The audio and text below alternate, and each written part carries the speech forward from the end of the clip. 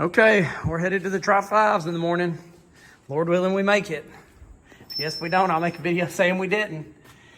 We put us a canister on that I had laying around. It's still got, what, 14 inches or pounds? I don't know what it is. I think it's inches. We checked the oil, checked transmission fluid. I'll check the coolant. Well, I did already, but I'll check it again. Our power steering pump was whining like crazy, and a couple buddies that we go eat with on Wednesday night said I should change the return line, the feeder line down there to the pump, to a bigger one, and we did, and the whine went away. We did have 3/8, which is what the paper showed, but either way, I even called CVF, and they said, yeah, it should be bigger. So, car's dirty now. We're dirty too. Nothing I can do about that. Didn't have time to build a console. Maybe throw a black towel over it. We're not going to win no awards anyways. Not when you see the nice cars up there. We just go to go. Got a couple bag chairs in the back. Hey, we need to get those Milwaukee fans too. Got some tools ready to go. Those two little Milwaukee bags, and then this one. We'll take the Craftsman with us. And a little, where's that little jack we need to put in? Over here too, yep. That oil catch can, the car's got 300 miles on it. That thing was like 3/4 of the way full. Maybe where it wasn't running right to begin with, or just cranking it up and then turning it off, building condensation.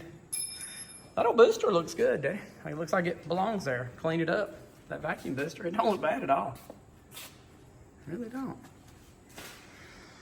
And then the 69, we're getting ready to at least be able to get it off of the lift so we can use the lift when we need to. Ordered CPP control arms, QA1 coilovers, and then this was just a, I don't know, GM Pirate Jack or something on eBay. I went on a Camaro for them, and everybody's, you know, they had good reviews, so we thought, why not? And they were really reasonable. I don't know, $800, I think.